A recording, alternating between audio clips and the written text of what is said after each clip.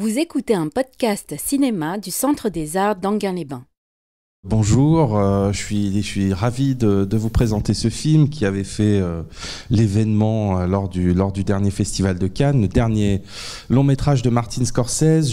Je vous le présente très vite parce que le film est long et que, comme on prévoit bien sûr, comme d'habitude, une petite lecture du film, enfin une analyse et une discussion à la fin, un débat avec vous. Voilà, je ne vais pas vous occuper trop longtemps, simplement pour vous dire que voilà, Martin Scorsese, on le connaît, il a une longue carrière à Hollywood, il fait partie de ceux qui ont incarné le nouvel Hollywood, une nouvelle génération apparue à la fin des années 60, début des années 70. C'est notamment l'auteur de Taxi Driver, de Casino, des Affranchis, etc. Enfin voilà, toute une ligne assez fertile dans le cinéma américain où il a beaucoup représenter la violence. Il a un rapport assez complexe à ça. Il a beaucoup montré la mafia, les us, les mœurs de la mafia. Le Killers of the Flower Moon est l'adaptation sur grand écran d'une enquête journalistique de David Grann, un récit journalistique sur des cas de meurtre dans les fins des années 10, milieu des années 10, début des années 20, dans l'Oklahoma, d'une tribu d'Indiens Osage qui représentait un groupe assez riche, enfin voilà, qui était installé sur des terres pétrolifères, et suite d'assassinats, d'appropriations à bas bruit, c'était signalé dans cette région, qui avait convergé à ce moment-là, au début du siècle, début du XXe siècle, avec la création du FBI. Les premiers pas du FBI, c'était une enquête d'ampleur qui avait été menée sur ces meurtres d'Indiens, voilà, qui représentaient encore une fois un groupe très riche. Scorsese s'en saisit. C'est un film qui appartient à je dirais une période récente chez le cinéaste, qui suit directement, peut-être l'avez-vous vu, The Irishman. Hein, c'est le film qu'il avait précédemment réalisé et qui était sorti sur la plateforme Netflix. C'est un moment où Scorsese annonce que il a des difficultés à travailler avec les grands studios traditionnels d'Hollywood, les studios voilà, qui représentent un petit peu les grandes compagnies hollywoodiennes. Il a des difficultés à faire financer ses films et il se tourne vers les plateformes qui lui donnent tout crédit et les coups des franches pour tourner ses films. Et donc depuis The Irishman, ils prennent des dimensions assez imposantes. The Irishman faisait presque 4 heures, celui-là fait 3h30, et il y a une emphase scorsésienne, un souffle comme ça qui est romanesque, qui est assez puissant. Vous allez voir que le film, très rapidement, sur 2 traits, c'est d'abord les origines du capitalisme. Il y a une façon comme ça de montrer comment, dans cet endroit pétrolifère, par l'accaparement, l'appropriation, la captation des héritages, le capitalisme se concrétise dans sa première phase, dans une phase forte qui est celle qui suit directement la Première Guerre mondiale. Et puis Scorsese va traiter ça, comme il en a l'habitude, par, je dirais, une organisation tentaculaire, une sorte de pieuvre, cette idée de mafia qui est chez lui souvent à la croisée de le clan, la famille. Qu'est-ce que c'est qu'une famille, et l'organisation criminelle. C'est vraiment au croisement de ces deux branches-là que se situe le film.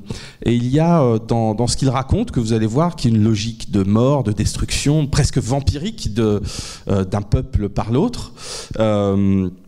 Il y a tout un récit sur la contamination du mal, la progression d'un mal invisible, le déni aussi, la violence que personne ne veut s'avouer, que personne ne veut regarder, et qui gagne de plus en plus du terrain. Et sur ce plan-là, le film, vous allez le voir, est à la fois extrêmement riche dans la variété des scènes et vraiment terrifiant. Voilà, donc on y va, on regarde le film, et puis pour ceux qui ont le courage et l'endurance, on en discute ensemble à la fin. Bonne séance, et puis à tout à l'heure. Voilà, c'était donc Killers of the Flower Moon. Merci à ceux qui ont le courage de rester. On va en discuter un petit peu. Je ne vais pas m'éterniser. Je vais poser 2-3 choses. Et puis ensuite, il y a un micro qui va circuler dans la salle. Ouais, on a baissé le son pour pouvoir enchaîner plus vite. Oui, bien sûr, c'est important. Mais voilà, comme ça nous permet d'avancer. Donc, ce film, c'est le dernier de Martin Scorsese, 80 ans. Sa carrière a été sans doute l'une des plus durables et des plus prolixes de ce qu'on a appelé le Nouvel Hollywood, c'est-à-dire la génération des années 70 qui a succédé un peu qui a renouvelé de fond en comble le système hollywoodien, qui était à bout de souffle, le système classique tel qu'il avait été construit tout au long du XXe siècle aux États-Unis, ce Hollywood des grands studios qui étaient entrés en crise dans les années 60, et que la génération de Scorsese, c'est des movie brats, comme on les a appelés, les sales gosses qui font des films aux côtés de Coppola, etc., Brian De Palma, voilà, ils ont insufflé un petit peu un vent nouveau. Scorsese, comme beaucoup de ses collègues de l'époque, s'est formé à une école très intéressante qui était l'écurie de Roger Corman. Alors peut-être que vous avez entendu parler de ce fameux producteur et réalisateur américain qui tournait des films, qui produisait à l'appel des films pour les drive-in, des petites séries B pas chères pour les circuits comme ça d'exploitation. Et qui a formé énormément de monde. Coppola est passé chez lui, Monty Hellman. Et donc Scorsese, il a commencé là. Et c'était plutôt une bonne école, une école de comment aller à l'économie, comment tourner des films pour 3 fois rien.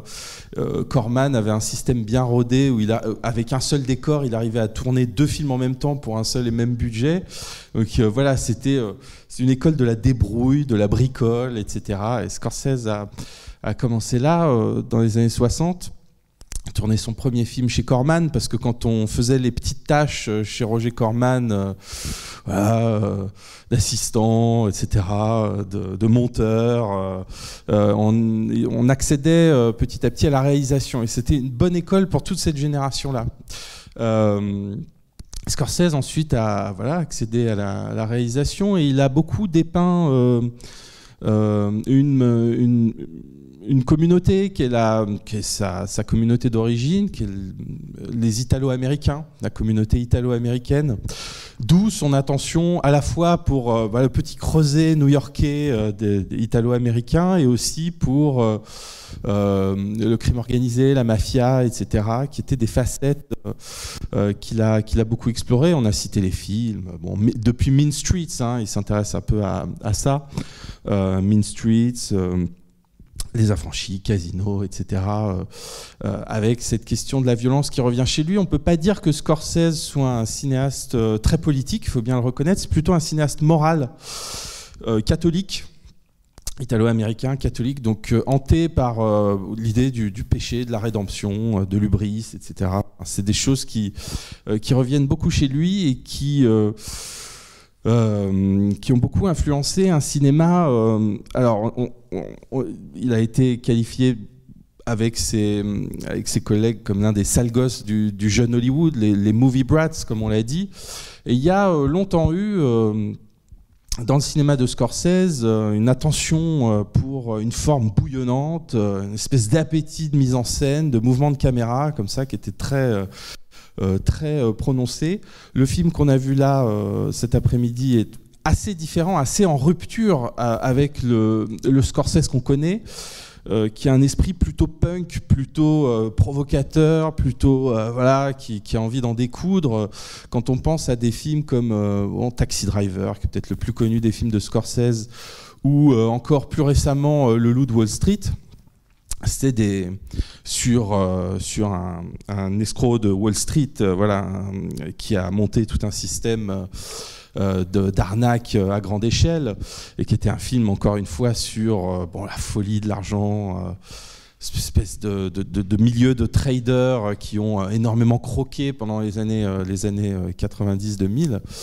C'est des films traversés par une espèce de fièvre, de folie, de libido, qui vont jusqu'au bout de cette espèce d'ambiguïté très forte, que ce soit chez les mafieux ou chez les traders ou voilà, chez ce genre de personnages d'arnaqueurs, d'escrocs, qui sont souvent au centre des films de Scorsese.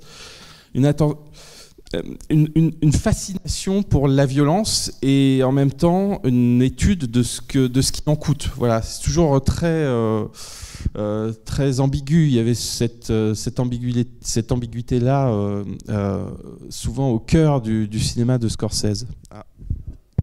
Si, c'est bon, ça marche, pardon. Le film qu'on a vu ce soir, enfin cet après-midi, pardon, on en arrive au soir, est un film plus... qui appartient à une veine, je dirais, plus mineure. C'est pas un jugement de valeur, mais parce qu'elle est moins importante en nombre. Mais il y a une tentation plus classique dans le cinéma de Scorsese qu'on a pu voir avec des films comme Le Temps de l'innocence, par exemple, ou Aviator, etc. Des sujets un peu plus historiques, un peu plus posés.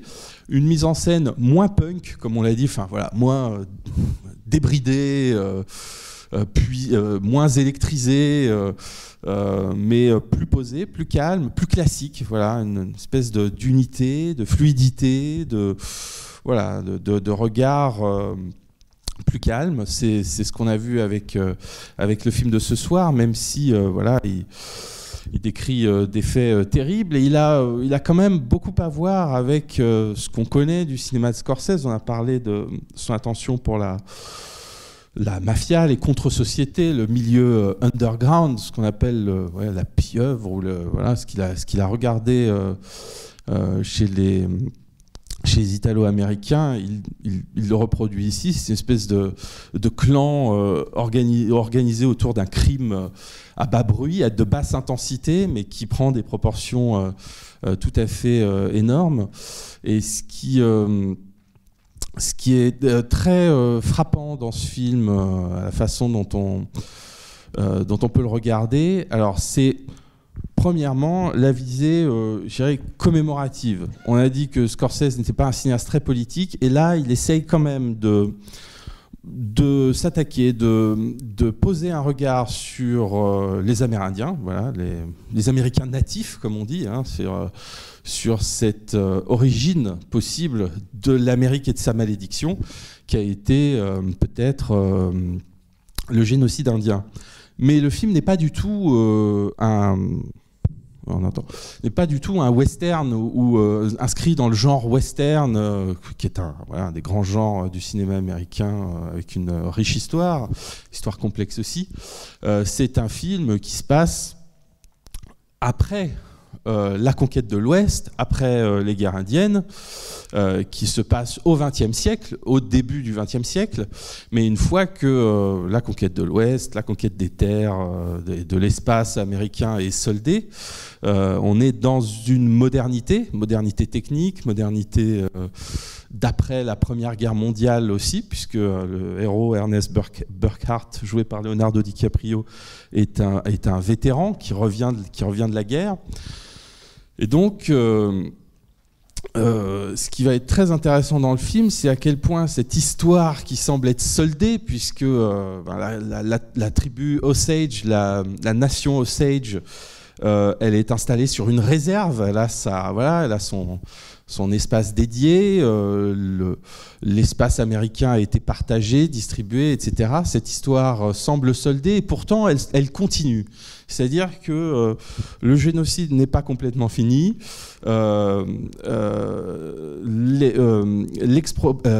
L'expropriation capitaliste se poursuit sous différentes formes, et il y a là une sorte de remonter aux sources de l'histoire, pas des origines de l'histoire américaine, mais un revers de l'histoire américaine, un soubassement de cette histoire qui est, je dirais, sa version maudite, enfouie, façon de regarder autrement cette histoire de l'Amérique. Donc c'est un génocide qui se perpétue, qui se poursuit, mais à bas bruit, caché, dissimulé.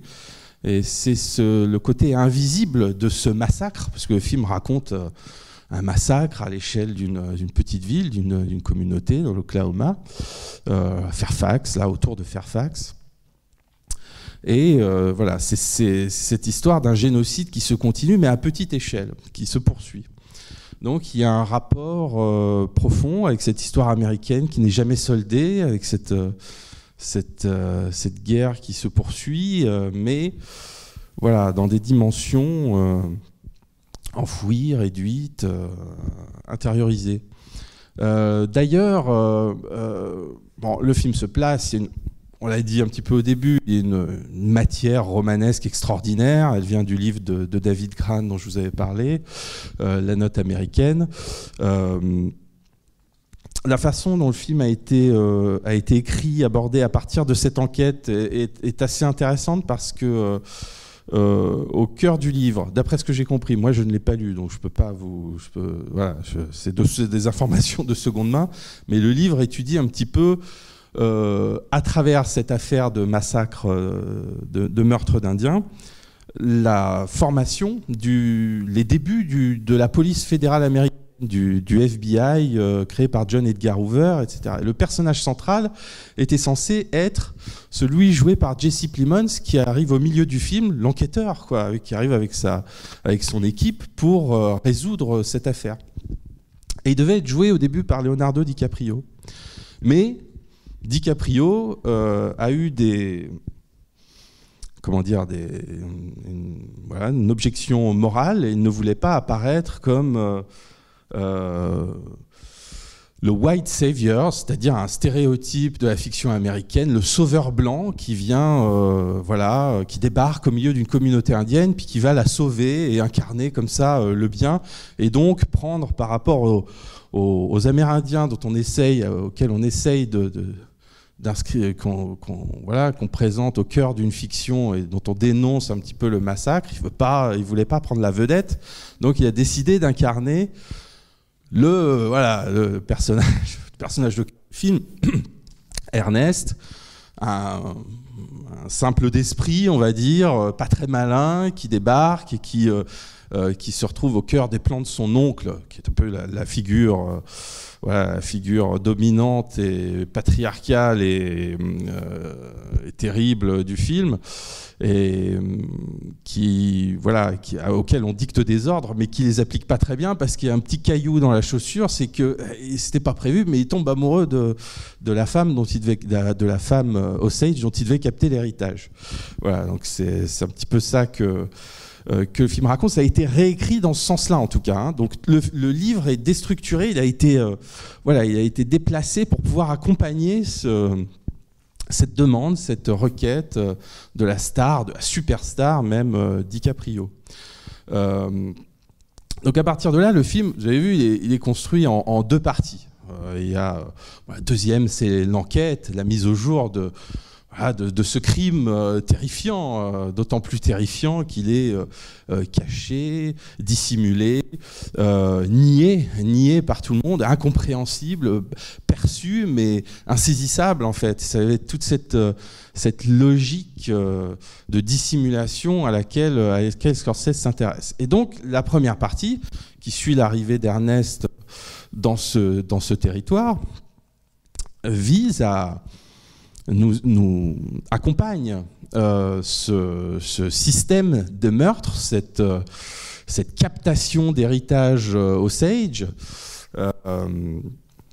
cette façon de faire couler l'argent dans les bonnes poches, comme il est dit à un moment par William Hale, le patriarche qui se fait appeler King, épouser les femmes indiennes pour faire couler l'argent au bon endroit, pour rétablir un petit peu ce coup du sort, c'est-à-dire que la communauté indienne est tombée sur des terres pétrolifères qui la rendent richissime, donc arrive toute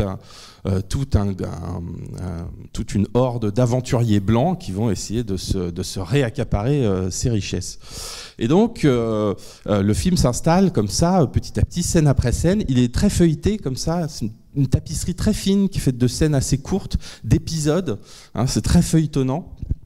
feuilleté. Enfin, il y a une profusion comme ça d'éléments, avec la mise en scène de Scorsese très fluide, qui accompagne aussi beaucoup des élans humains. Il y a l'arrivée à la gare, des travelling comme ça, assez qui embarquent. Hein. Il y a une avancée, une ampleur de cette mise en scène qui est assez remarquable. Mais surtout, on va mettre en avant le côté systémique, un petit peu l'organisation, le clan, cette structure invisible qui crée autant de morts dans un seul et même endroit, et qui a presque une dimension, je dirais pas fantastique, mais occulte. Voilà, il y a une espèce de mal occulte qui progresse, qui avance, qui grignote un petit peu cette communauté, et dont le pivot, le personnage le plus exemplairement frappé est celui de Molly, joué par Lily Gladstone, la femme Osage qui épouse Ernest, qu'on avait vu, qu'on avait découvert jouer dans quelques films, et surtout dans un film de Kelly Reichardt qui s'appelait Certaines femmes. C'est là où elle a été vraiment révélée à l'écran, puis qui est une actrice assez remarquable, qui a en tout cas un charisme très fort dans le film. Et toute cette première partie va montrer un petit peu le système, voilà, la pieuvre qui s'organise autour de cet oncle maléfique, on va dire, en tout cas, qui a des traits un peu momifiés et vampiriques, hein, joué par De Niro. Alors bien sûr qu'il y a autour de lui ses neveux, ses enfants, etc., qui fait épouser des femmes indiennes, mais qui est relié aussi à tout un réseau de tueurs, de brasseurs, de whisky, tout un petit milieu interlope comme ça qui l'aide dans ses malversations, dans ses captations d'héritage.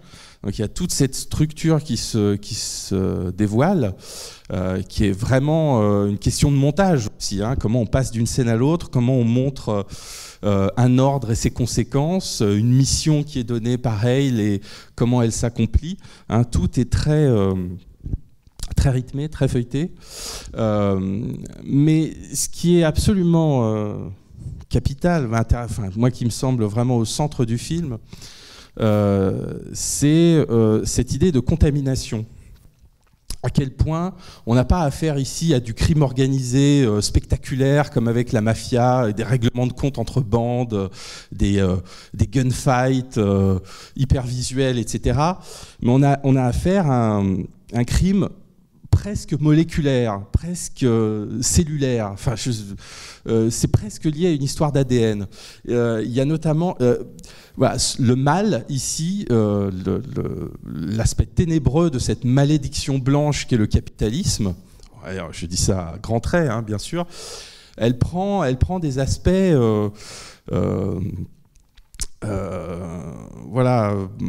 microscopiques. À commencer par cette idée c'est De Niro qui le dit à un moment, c'est full blood estate, c'est-à-dire full blood estate, c'est le patrimoine de sang pur. Il dit ça à un moment, c'est le patrimoine de sang pur.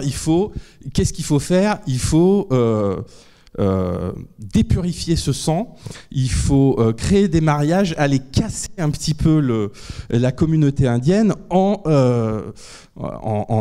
ancrant des branches, des branches familiales, en dénouant un petit peu la communauté. Il s'agit de détruire la communauté de l'intérieur en faisant des mariages mixtes en quelque sorte, hein.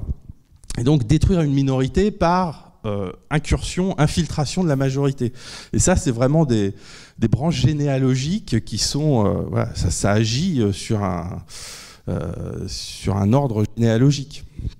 Donc c'est vraiment il s'agit de casser les familles indiennes en allant créer des branchements comme ça, des branchements familiaux. Il y a ça, et puis il y a toutes les formes que prend un petit peu aussi ce mal qui progresse. C'est d'abord le pétrole.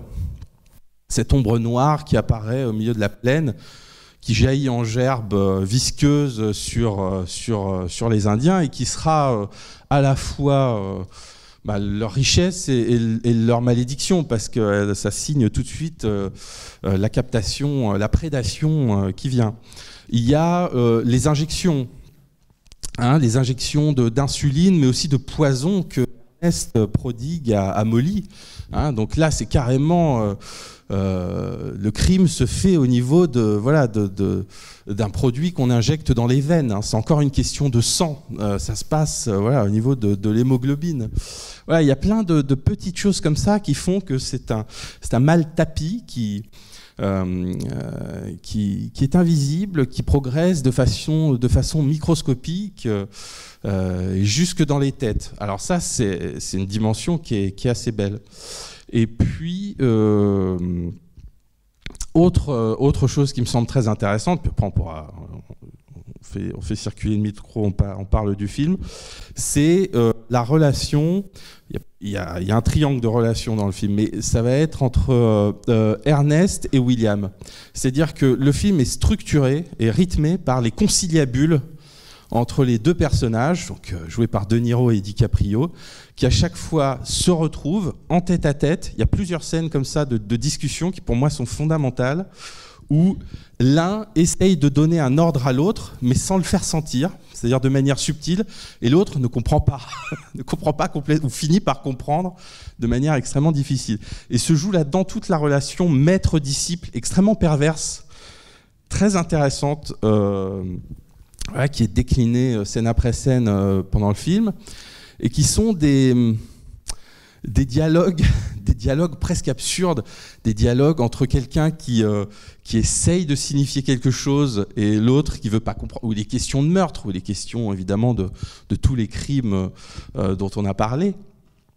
Mais la parole, comme ça, a un curieux statut. C'est évidemment une scène d'emprise évidente, où le maître est là, et voilà, je vois le Jean-Paul me fait signe, j'ai tendance à être très bavard. Donc écoutez, ces choses posées, on peut démarrer si vous avez des... Bon, en fait, c'était pour faire passer le micro, évidemment, mais juste en profiter pour rebondir sur un truc, parce que tu parlais de la question du mal, quand même, et puis cette manière assez incroyable qu'il a de s'infiltrer un peu partout comme ça.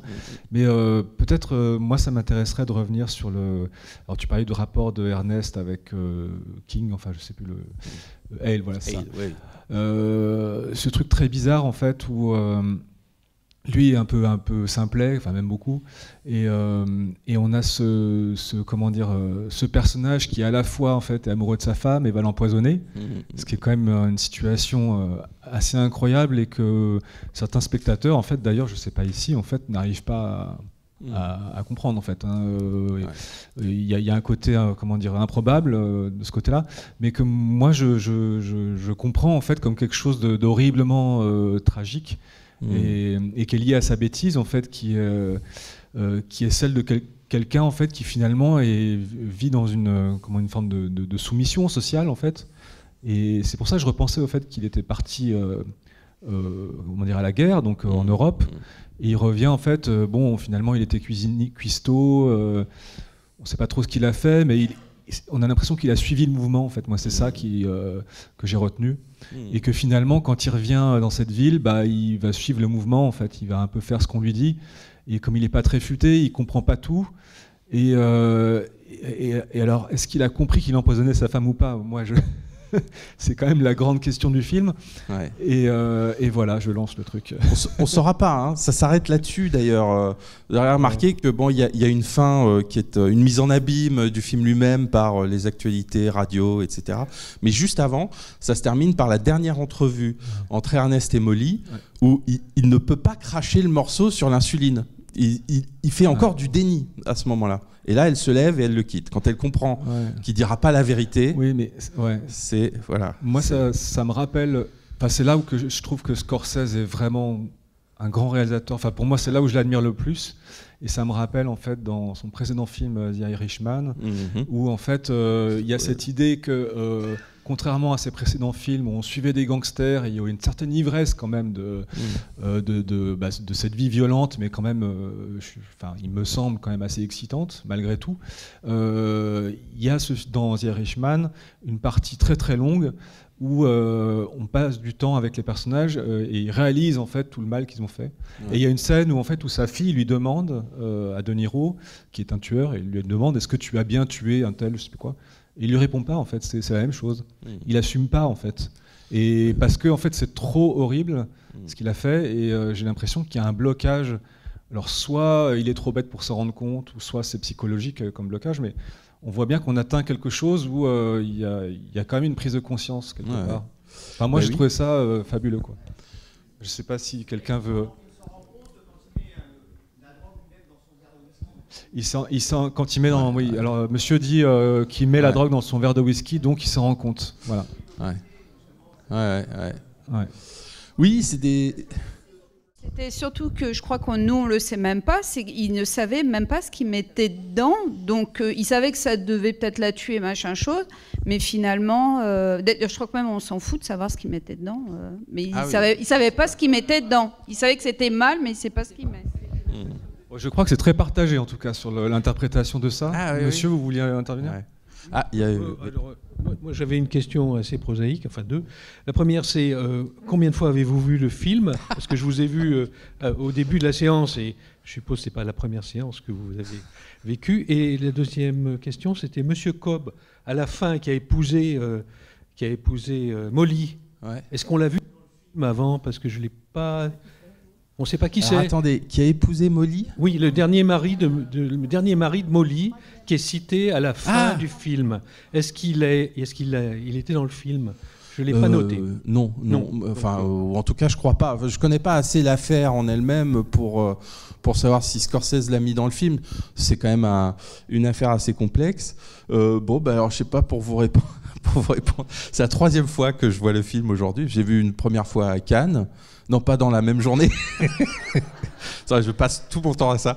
Une première fois à Cannes, une deuxième fois au moment de la sortie pour écrire dessus, et puis là pour vous le présenter. Mais sur cette question du personnage d'Ernest, qui est vraiment qui est au cœur du film.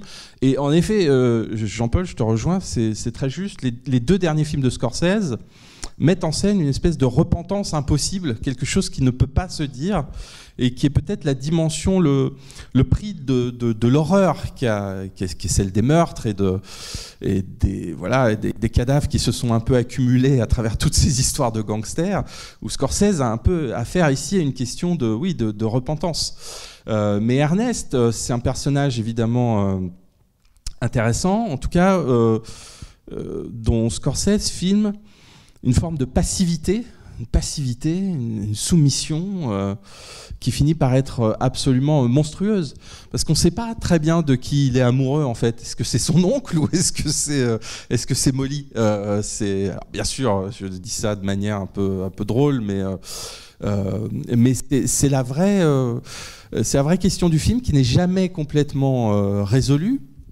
Il nous met face à ce comportement paradoxal, complètement même limite clinique d'un personnage qui est tellement scindé en deux, tellement il fait absolument tout ce que lui dit son oncle, même s'il a du mal à le comprendre parfois, et en même temps, en effet, il élimine sa femme à petit feu, et pourtant il en est amoureux. Donc ça, c'est un peu le vertige du film, quoi. Donc oui. Moi, je pense qu'il est tellement bête, tellement soumis, qu'il réalise même pas. Quand on voit quand même qu'il se fait donner la fessée, ça montre quand même le degré, toute l'étendue de soumission et de bêtise. Ouais. Par contre, moi je trouve que pendant tout le film, on voit qu'il aime sincèrement sa femme, sincèrement, et que il est tellement bête et soumis, mais il n'est pas machiavélique. Donc, je pense qu'à un moment, on lui a dit « tu rajoutes la petite bouteille », il rajoute la petite bouteille. C'est malgré tout son oncle, en qui il a confiance, puisqu'il est soumis. C'est les médecins, quand même, qui représentent une certaine autorité. Et donc, on lui dit « tu rajoutes la bouteille, tu rajoutes la petite bouteille, tu mets bien tout ». Il n'est pas assez fin, en plus, quand on lui dit « tu mets bien tout jusqu'au bout pour comprendre ». Donc, moi, je le ressens comme ça fait partie du traitement. Et même à la fin, quand elle lui parle de l'insuline, peut-être qu'il ne réalise pas complètement que Ouais, mais qu'il a fait quelque chose. Enfin, moi, c'est mon ressenti. Pour moi, il y a quand même un gouffre, il y a quand même quelque chose d'inexplicable, c'est-à-dire il y a une part d'aveuglement, d'auto-aveuglement, de refus de voir les choses, y compris même aussi des fois du côté des Indiens qui se défendent pas beaucoup. Et voilà, une espèce de logique extrêmement perverse qui est en jeu ici. Et c'est bon. Mais oui, je vous l'apporte. Ouais. Mais pendant que je monte, je profite pour dire que, en tout cas, je pense que si cette espèce de nœud narratif nous touche autant aussi, c'est pas juste parce qu'il est bête ou quoi. Je pense quand même que malgré tout, ça renvoie à des choses plus larges. Et quand je parlais de la Première Guerre mondiale, c'est quand même le fait d'arriver à envoyer des gens se massacrer en un tel nombre, et on peut pas s'empêcher de penser forcément à l'hitlérisme qui arrive derrière. Enfin, c'est quand même que, et puis ça c'est des cas extrêmes, mais qu'on arrive à faire des choses à des gens massivement. Parfois contre leur première volonté. Voilà. Oui, cette forme de passivité, parce qu'il y a une... et on vous prend tout de suite après, mais il y a la fascination de la personnalité autoritaire aussi. C'est-à-dire le personnage de Hale exerce une forme de fascination sur tout le monde. Pourquoi ? Parce qu'il est pas seulement un patriarche, mais il se donne comme philanthrope. C'est un philanthrope qui aide, qui se déclare, qui s'autoproclame l'ami des Indiens, proche d'eux. Il se place au centre de la société. C'est une espèce de figure d'autorité totalement forgée par lui-même et qui exerce dans ce sens-là une fascination et un pouvoir sur les autres. Et c'est intéressant à quel point ça passe par le fait de donner des ordres, d'exprimer des ordres. Et comment on le fait sous couvert de relations cordiales, amicales, etc. C'est toujours un double visage. C'est très intéressant. C'est pour ça que je soulignais tous les conciliabules qu'il a avec Ernest, et où il lui impulse à chaque fois un acte, mais sans le dire, sans le formuler clairement. Il s'agit toujours de déguiser la chose, et de l'entourer comme ça. Donc sur le langage, c'est intéressant aussi. Alors attendez, il y a une première intervention là, puis... En fait, c'était un peu pour dire ce que vous disiez sur les Indiens. Parce qu'en fait, nous, on arrive à Fairfax en même temps qu'Ernest. Or, entre les premières images où on voit surgir le pétrole et l'arrivée d'Ernest, il s'est quand même passé un laps de temps où on ne sait pas qui s'est passé pour que ce système soit en place. Moi, ce que j'ai quand même trouvé assez fantastique sont ces Indiens qui se présentent devant un bureau administratif où ils déclinent leur identité, leur numéro de lot en précisant incompétent. Et j'ai trouvé ça quand même assez fantastique. C'est-à-dire comment on est passé d'Indiens qui dansent sous une pluie de pétrole à des Indiens, certes, richissimes, qui sont couverts de bijoux, de vêtements à la mode, de chapeaux, qui roulent dans des voitures et qui ont des blancs comme chauffeurs, mais qui sont incompétents dans le sens sous curatelle. Et j'ai trouvé ça assez fantastique parce que ça nous oblige, nous, spectateurs, à combler un vide et on n'a pas les clés pour combler ce vide. Oui. C'est-à-dire que le film est long, mais il ne perd pas de temps à justifier un peu toute la situation historique. Ce qui est très intéressant, c'est qu'il montre, il montre in medias res quelle est la situation. Il fait des petites bandes d'actualité au début qui sont réinventées, qui montrent les Osage, la communauté au monde la plus riche au mètre carré, ou par tête de pipe en quelque sorte, par habitant. Et très vite, on voit qu'ils sont sous tutelle. Il y a une tutelle qui s'est installée, qui est la tutelle des banques. Donc la tutelle capitaliste en quelque sorte. C'est-à-dire que les terres leur appartiennent, mais ils en cèdent l'exploitation à des sociétés de forage, à des sociétés d'exploitation du pétrole. Ils en cèdent l'exploitation et ils touchent des dividendes, mais ça passe par la tutelle de la banque. Alors ça, c'est drôlement intéressant et ça crée des représentations étonnantes parce que quand même, toute la première partie du film, ça renverse un petit peu aussi ce qui était, je dirais, la représentation des Indiens dans le cinéma américain. Parce que là, ce sont les dominants économiques. C'est-à-dire dans la situation où Ernest, le personnage blanc, est le chauffeur de Molly, l'amérindienne, à l'arrière de la voiture et qui c'est elle qui l'emploie, elle est son employeur en quelque sorte, et donc ça bouscule comme ça les rapports de classe stéréotypés tels qu'on pouvait en avoir un petit peu l'habitude dans le cinéma américain. Donc le film joue beaucoup là-dessus dans ses premières scènes. Oui, juste pour revenir sur ce que vous disiez avant sur le personnage de De Niro, qui se fait passer pour un philanthrope, mais comme tous les parrains mafieux en fait. Oui. Le parrain mafieux, à la base, il est dans une minorité en fait. En général, c'est toujours les minorités, les mafias. Hein. C'est celui qui maîtrise la langue administrative, c'est celui qui rend service en fait. Ouais. Et c'est parce qu'il rend des services aux gens en les aidant à remplir les papiers.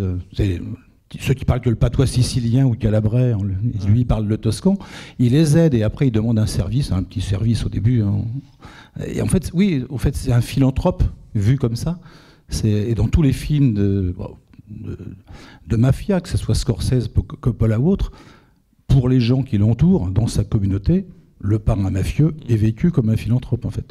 Ouais. Donc en fait, ça rattache totalement le personnage qui est là à toute la filmographie d'avant, qui est effectivement de Scorsese ou je dirais de Coppola ou de Mann ou autre, sur le côté mafieux. Et c'est toujours la mafia, elle a aussi été irlandaise chez Scorsese, elle a été juive dans d'autres films.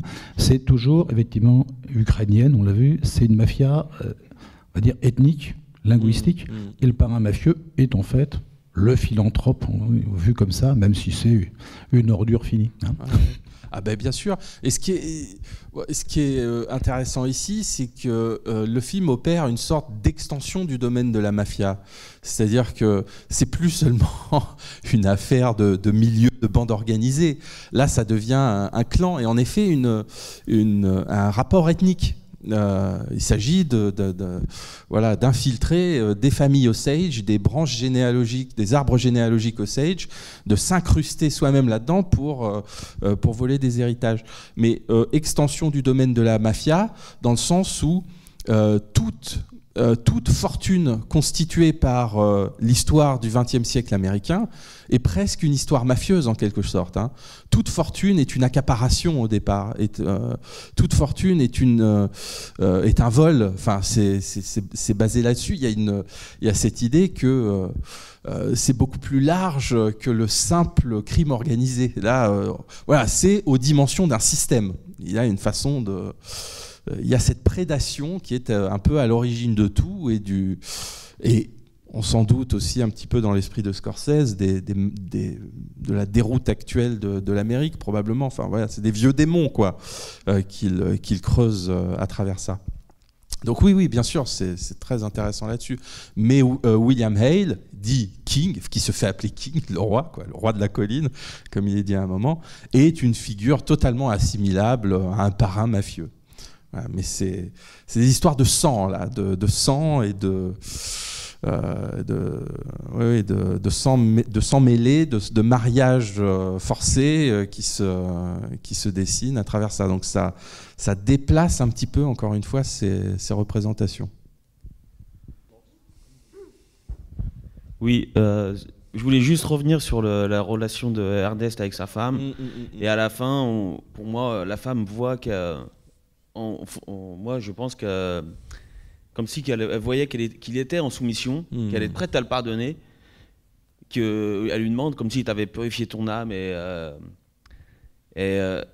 si jamais son mari était prêt à se livrer entièrement, comme si elle était prête à le pardonner, que la déception, on voit la déception dans son visage quand il veut pas le dire quoi, il veut pas le reconnaître. Voilà, c'était juste ça que je voulais dire.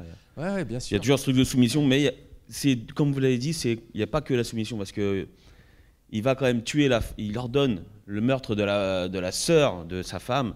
Et pour moi, ça va au-delà de la soumission. Là, c'est vraiment quand tu fais ça, donc il est vraiment en soumission, mais d'un autre côté, il est prêt à faire des choses qui vont au-delà de la soumission. Oui, il se pose pas de questions en fait. Il y a une espèce de bêtise du personnage qui est posée. Mais c'est une part intéressante. On y reviendra peut-être. Moi, je vais développer après, je pense, sur la relation à sa femme, parce qu'il y a un truc intéressant à dire. Mais je vous laisse. Non, juste pour revenir par rapport à la thèse du fait s'il sait ou non qu'il tue à petit feu sa femme, je pense que justement, il le sait, que de toute façon, il doit tuer sa femme, parce qu'il est soumis au patriarche, à William, et c'est bien pour ça d'ailleurs qu'il la tue à petit feu. Enfin, selon moi. Mais il veut retarder sa mort le plus possible. Ouais. Oui, bah après ça on peut extrapoler psychologiquement sur qu'est-ce qu'il a. C'est toute la question. Moi, elle me semble vraiment belle dans le film, cette question de l'explicite et de l'implicite. C'est quand il se parle avec son oncle. Qu'est-ce qui est implicite, qu'est-ce qui est explicite? On sent que William lui commande des choses implicitement. Il les fait passer comme ça de manière implicite, c'est-à-dire un peu cachée, déguisée. Mais Ernest est tellement idiot qu'il n'est pas accessible au domaine de l'implicite. Pour lui, il faut que ce soit explicite, sinon il n'arrive pas à intégrer. Et vraiment, il y a une grande part du film qui est là-dessus. Et moi, je trouve que c'est vraiment très intéressant parce que c'est un dialogue de sourds entre les deux. Si je peux juste me permettre, c'est quand même se rappeler qu'il a fait la Seconde Guerre mondiale, quand bien même il était cuistot, il était soldat. Et tout soldat, il y a quand même un processus de dépersonnalisation et de conditionnement. Ouais, bien sûr. Et quand bien même il revient vivant de cette guerre, il est sujet au conditionnement. Ouais. Il vient d'un trauma énorme qui est c'est la première guerre mondiale, dont on se demande bien s'il a vraiment été traumatisé, parce que le premier dialogue avec son oncle, il lui demande qu'est-ce que tu as vu là-bas? Pas grand-chose. On dirait qu'il vient mais il parle des gueules cassées après. Ouais, tout à fait. Ouais, bien sûr. Mais on se demande s'il a vraiment vécu l'événement, quoi. Enfin, Ernest, il est toujours un peu décalé à côté des choses. Mais souvent, parfois, quand on a vraiment vu des horreurs, pour pouvoir le supporter, on se dissocie. Ouais, bien sûr. Et il y a alors voilà, je reviens à l'intervention de monsieur. Voilà, alors pour moi, le film n'est pas parfait. Peu de films sont parfaits, à vrai dire, mais si pour moi il y a un petit côté déséquilibré dans Killers of the Flower Moon, ça repose sur la relation, l'autre côté du triangle en fait, parce que c'est une histoire à trois, il y a plein d'autres personnages tout autour, c'est la richesse du film que d'organiser comme ça une grande tapisserie. Y compris par le montage, on y reviendra, mais c'est encore un film monté par la fidèle monteuse de Scorsese, Thelma Schoonmaker, avec laquelle il travaille depuis des années et des années, et il y a une construction très habile. Mais dans ce triangle formé par William Hale, King, Ernest d'un côté et Molly de l'autre, qui est un peu cette étrange relation à trois dysfonctionnelle, tout ce qu'on veut, je dirais que l'axe qui marche le moins, c'est entre Ernest et Molly.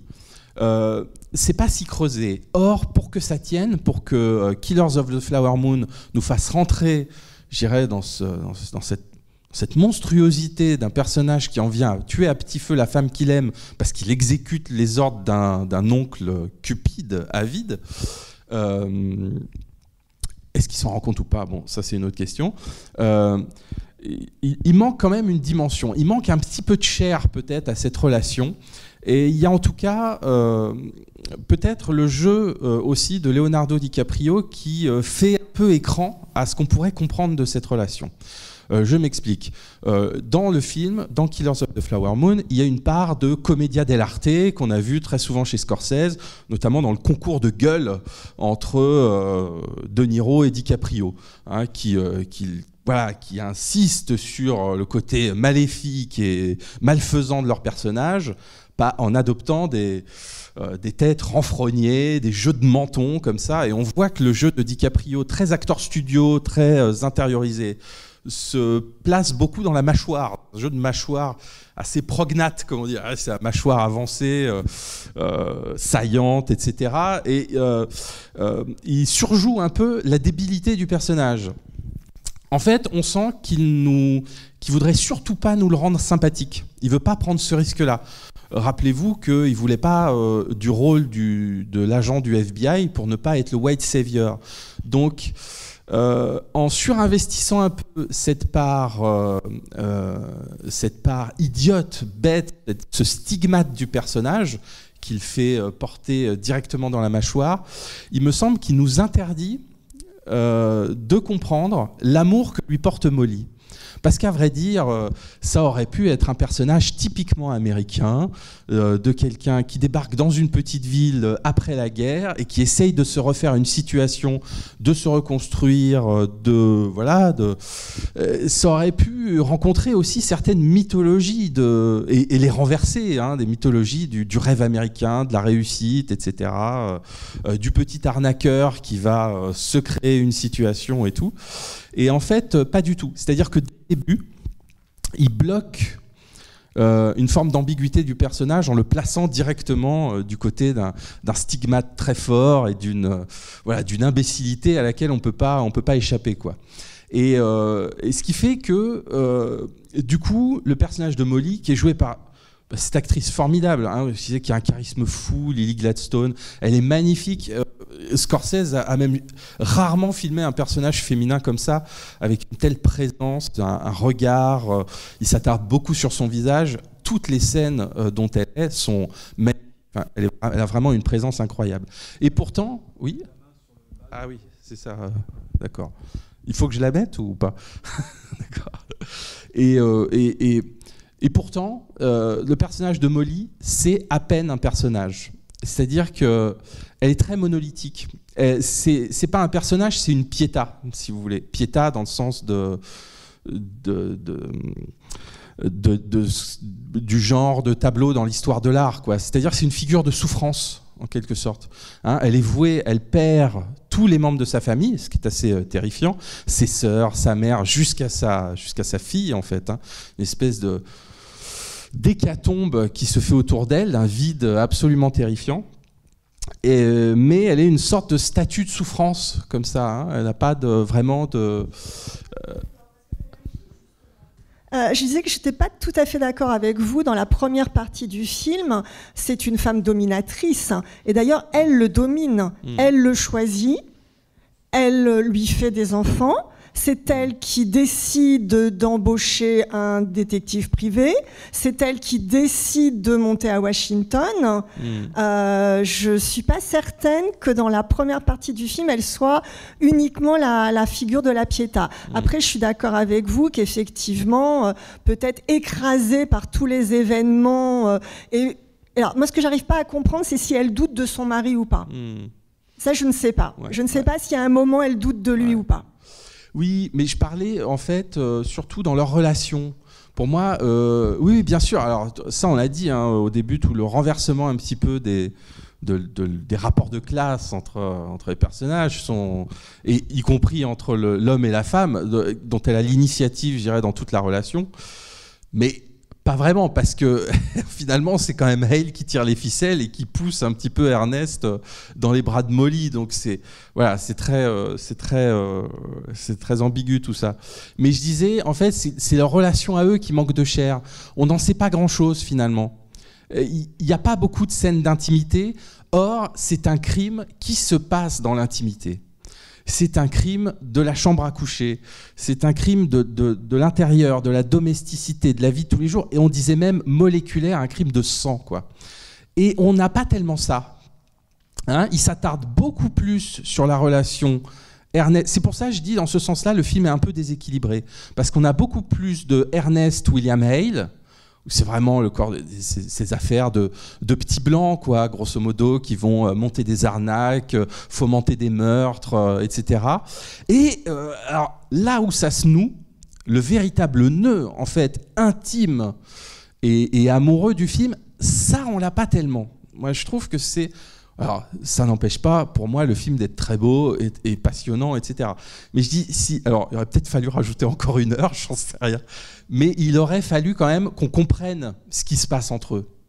Et ce qui se passe affectivement, au plus profond, quand même, de leurs émotions, etc. Parce que là, on ne le sait pas. Alors, ça peut rendre des choses intéressantes. On se pose la question tout au long du film. On se dit, mais malgré tout, il me semble que Scorsese botte un petit peu en touche sur ce côté-là. On sent qu'il n'a pas non plus envie de trop toucher à ce personnage de Molly, parce que il y a sans doute une forme de complexe chez elle aussi, un truc qui aurait mérité un petit peu plus d'exploration. Voilà, moi je dirais c'est peut-être ma limite du film. Bon, c'est pas du tout rédhibitoire, mais c'est là où on sent que oui, il y a presque deux films qui s'affrontent. Il y a presque deux films qui s'affrontent en un seul. Le premier qui serait le film de Ernest William Hale, donc l'affaire criminelle en quelque sorte, qui se monte, et comme souvent chez Scorsese, il y a cette forme qu'on a appelée rise and fall, donc grandeur et décadence, hein, en quelque sorte au début, l'hubris du crime qui s'organise, qui marche, qui réussit, qui gagne du terrain, etc. Et puis le moment où ça va basculer, parce qu'il y a eu de l'excès, on est allé trop loin. Ici, typiquement, la maison qui explose, et finalement le banquier chef du Ku Klux Klan qui va glisser doucement à William Hale. Là, t'es peut-être un petit peu trop visible, là, William. Tu t'es trop manifesté, quoi. On te voit un peu trop. Bah, vous êtes étonné, là.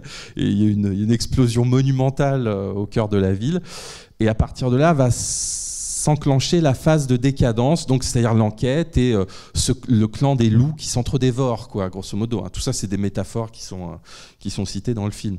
Donc voilà, je sais plus ce que je disais, mais oui, voilà, c'est ce petit nœud, moi, de la relation amoureuse Ernest-Molly qui me manque pour vraiment.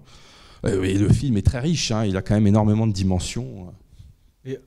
Est-ce que oui, quelqu'un, est-ce que pour le personnage de Molly, est-ce qu'il n'a pas des difficultés finalement où c'est difficile d'en faire autre chose qu'un personnage qui est dans une forme de pureté, en fait, parce que à la fin, moi, il y a une séquence qu'on n'a pas évoquée mais que je trouve vraiment magnifique, c'est la reconstitution radiophonique juste avant le générique, et avec l'apparition de Scorsese, moi, que je trouve vraiment très émouvante.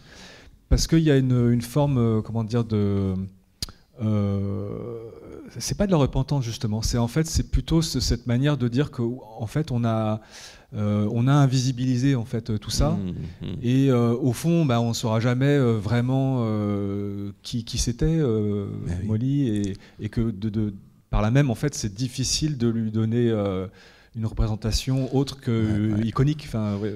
Bien sûr. Non, mais c'est très juste. C'est là qu'on comprend la vraie nature du film, en fait, qui est une eulogie. Enfin, c'est un anglicisme. C'est une nécrologie, une nécrologie de Molly, en fait.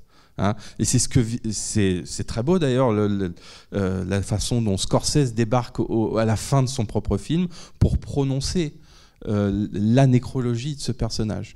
Et je dirais plus que nécrologie, c'est ce genre poétique qui est le tombeau. Hein, le tombeau, c'est-à-dire on compose un tombeau autour d'une personne, c'est-à-dire on va chanter un petit peu cette personne qu'il était par l'art lyrique, etc., enfin par la poésie. Et c'est petit à petit un tombeau qui se referme sur ce personnage réel de Molly, avec tout son mystère, avec tout son... Et en effet, comme il en vient là, c'est-à-dire refermer sur elle le tombeau, prononcer sa nécrologie, son acte de décès en quelque sorte, il n'y touche pas beaucoup à ce personnage. Voilà, encore une fois, il est peut-être un peu bloqué là-dedans, où il y a quelque chose d'un statut d'icône ou d'un statut plus vaste comme ça qui engage le personnage. Et bon, voilà, la question est ouverte en tout cas. Il y a sans doute plusieurs réponses, mais on sent que le film aurait pu être un peu différent à cet endroit. Oui, moi justement, je voulais revenir sur Molly. Ce qu'il ne faut pas oublier, c'est que c'est une malade à la base, elle est diabétique. Et moi, j'ai plutôt, pendant tout le film, vu une relation malade-soignant. On a l'impression que c'était son infirmier, que c'est ça qu'elle recherchait un petit peu. Ce qui peut aussi expliquer avec l'histoire de l'insuline, c'est que d'un côté, elle a pu avoir accès à l'insuline grâce à l'oncle Hall, le King. Et lui, il lui injectait en fait de l'insuline. Donc il fallait qu'il prouve quand même à son oncle qu'il lui faisait du mal. Il ne pouvait pas juste lui injecter l'insuline et qu'elle soit plus en forme. Il fallait qu'elle soit un petit peu ensuquée aussi. Donc c'est pour ça qu'il rajoutait aussi le produit dedans. Mais en fait, elle était surtout une malade du diabète. Elle devait mourir de son diabète prématurément. Et puis malheureusement, avec l'insuline, elle restait plus longtemps. Donc, je crois que c'était le plus gros gravier dans la machination de William Hall. Finalement, c'est qu'elle reste en vie. Elle devait mourir rapidement, elle. Oui, parce que le gravier, c'est que Ernest est véritablement amoureux. Enfin, il éprouve un amour véritable et sincère pour sa femme et ses enfants. D'ailleurs, on sent bien dans le regard accusateur de Hale que dès qu'il annonce avoir un enfant, on sent déjà que ça se grippe, c'est pas bon, il fallait pas faire ça et tout. Ça va diviser l'héritage, quoi, en quelque sorte. Enfin bon, c'est. Mais en fait. Ce qui est à la fois le personnage de Molly est très beau et en même temps il ne peut être que positif.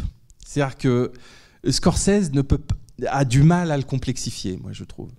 Alors il y a bien sûr cette dimension de maladie, le diabète qui est intéressante, mais ce qui est assez fou en fait, rappelez-vous ces scènes au début du film quand il y a un jeu amoureux entre les deux, qu'elle sent bien qu'il la drague, etc.